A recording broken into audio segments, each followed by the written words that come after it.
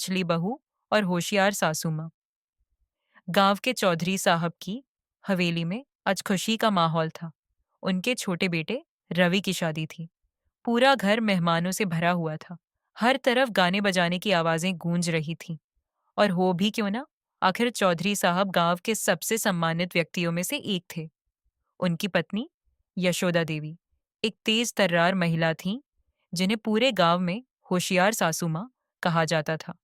दुल्हन रचना एक पढ़ी लिखी और आजाद ख्यालों वाली लड़की थी। उसने सोचा था कि शादी के बाद उसे प्यार करने वाला परिवार मिलेगा, लेकिन ससुराल में आते ही उसे महसूस हुआ कि यहाँ की परंपराएं कुछ अलग हैं। यशोदा देवी परंपराओं की पक्की थी और घर की हर छोटी बड़ी बात उन्हीं के अनुसार चलती थी। रचना को ससुराल आए अभी हफ्ता ही हुआ था कि उसे महसूस होने लगा कि वह इस घर की बहू कम, एक अनुशासनहीन छात्रा ज्यादा है, जिसे हर समय टोकने वाला कोई ना कोई मौजूद रहता है। बहू, सुबह 4 बजे उठना चाहिए। सूर्य नमस्कार करना बहुत जरूरी है, यशोदा देवी ने उसे सख्त लहजे में समझाया। रचना, जो देर रात तक पढ़ने की आदी थी, सुबह जल्दी उठने में असमर्थ थी।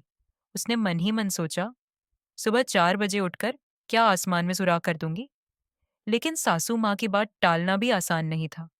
अगले दिन जब वह सूरज उगने के बाद उठी, तो यशोदा देवी का चेहरा देखने लायक था। यह क्या बहू, इतनी देर तक सोना अच्छी बात नहीं। ससुराल में आई हो, कुछ तो जिम्मेदारी समझो। रचना मुस्कुराते हुए बोली, सासू माँ, वैज्ञानिक कहते हैं कि अच्छी नींद से शरीर और दिमाग दोनों स्वस्थ रहते हैं। और फिर मैं रात को देर तक जाकर परिवार के बिजनेस के लिए कुछ नई योजनाएं सोच रही थी। यशोदा देवी को समझ नहीं आया कि बहू की इस नई सोच का क्या करे, लेकिन वे जानती थी कि इस बहू को संभालना आसान नहीं होगा। एक दिन सुबह सुबह रचना ने देखा कि यशोदा देवी मंदिर में जाकर पूजा कर रही थी और फिर घर के हर कोने में गंगा जल छिड़क रही थी। क्या हुआ सासू माँ, आज इतनी सफाई क्यों? अरे बहू, बुरी नजर से बचाने के लिए, रचना ने हंसते हुए कहा।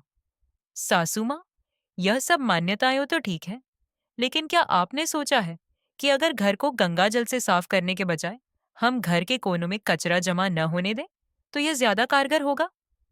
यशोदा देवी ने तिरछी नजरों से देखा और कहा, बहू, हमारी परंपराओं में विज्ञान मत ढूंढो। परंपराओं और नई सोच के बीच की इस लड़ाई में बहू और सास दोनों अपनी अपनी जगह अड़ी रहीं। रचना जानती थी कि अगर सासू माँ को बदलना है तो सीधे टकराने से कुछ नहीं होगा। उसे चालाकी से काम लेना होगा। एक दिन उसने पूरे घर को व्यवस्थित कर दिया और रसोई में नए तरीके से चीजों को जमाया ताकि काम करने में आसानी हो। जब यशोदा देवी रसोई में आई तो गुस्से से लाल हो गई। यह सब क्या है बहू?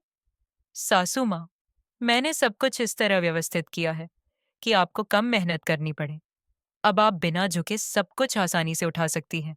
आपकी कमर भी नहीं दुखेगी।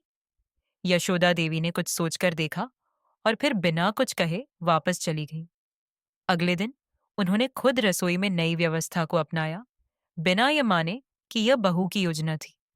धीरे धीरे बहू के तरीके यशोदा देवी को भाने लगे। जब बहू ने गांव की महिलाओं के लिए एक सिलाई केंद्र खोलने का सुझाव दिया, तो पहले तो सासू माँ ने विरोध किया, लेकिन जब उन्होंने देखा कि इससे घर की औरतें आत्मनिर्भर बन रही है, तो उन्होंने बहू का समर्थन किया।